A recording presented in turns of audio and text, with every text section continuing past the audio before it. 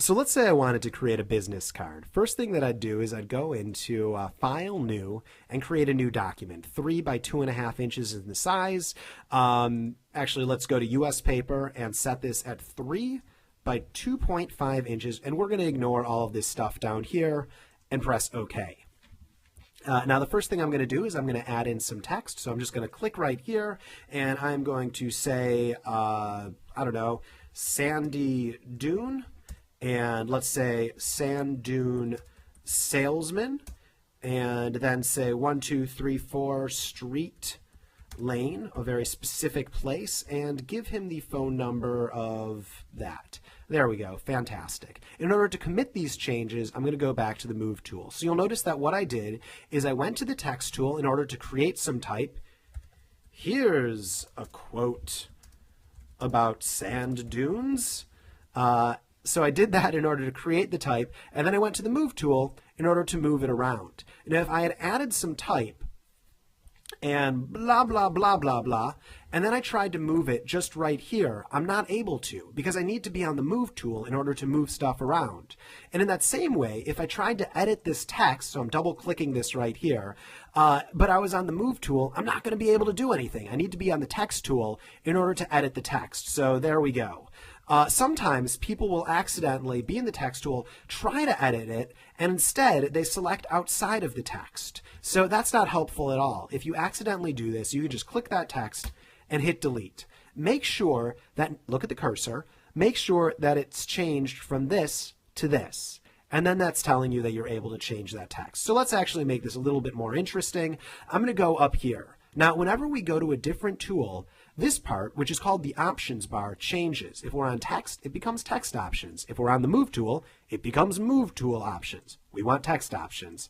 I'm going to double click this, select it, and let's make it bold. So there we go. We're going to make it a little bit bold. And let's decrease the size of this right here.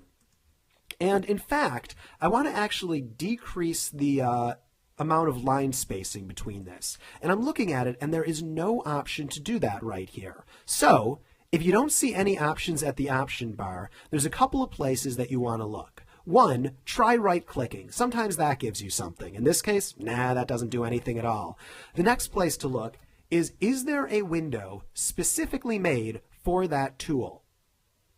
In this case, there is. For text, it's called the character window. So if either you can go to Window, Character, or there's actually a button inside of the options bar right here. So I'm just going to click on it, and you can see, I went to move this and it disappeared. So I'm going to go to Window, Character, or I'm just going to click right here. It pops right back up. So what's happening? Why do we have all of this junk right here? And when I move it, why does it disappear? The reason for that is we have a lot of windows, a lot of palettes that have been anchored together. And if I click this button, it looks like an A, it stands for character. We can have it pop out. If I click this button, we can have it disappear again.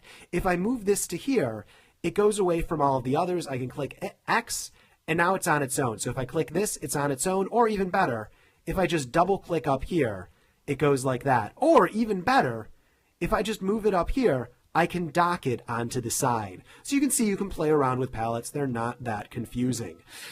Now, in this palette, there's a lot more options than what we found inside of the options bar. There's things like this button down here, which allows me to do faux italics. Apparently, it was already on faux italics.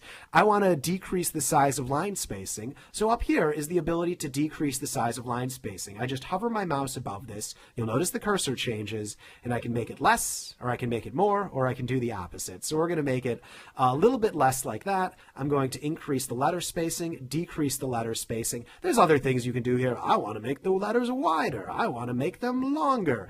Don't use these. In general, nobody uses these two things right here. If I set them back to 100, they're set back to standard. Just to show you, to take you through this, let's say I wanted to have, let's say, third. Let's say I wanted to do that. I could decrease the size of this font just by selecting it, and then I could increase it, move it higher up by just using this thing right here, baseline shift. Or another way that I could accomplish that, here, let's delete that right there, go to Dune, third. Another way I could do that is just by selecting that and going into subscript or superscript. here's subscript, here's superscript. Play around with these windows. They're not all that confusing. Things like small caps, full caps, all of that are various options that you're able to do right there. I feel that's enough for text. You can basically figure out how to do it from there. Let's move on to adding images inside of this canvas.